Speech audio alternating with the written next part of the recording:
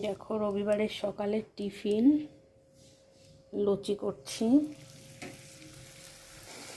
এই লুচিটা তো সুন্দর ফুলেছে, দেখা যাক এটা কেমন হয়। এটা ফুললো না কেন?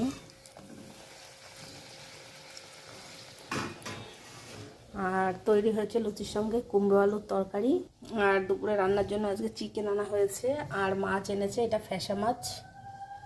তো এই তো আজকে বাজার। আর এই লুচিটা ফুললো না।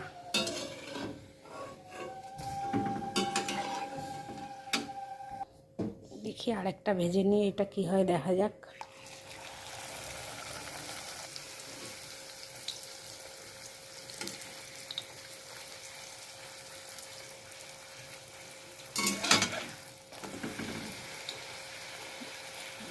এটাও ফুললো না।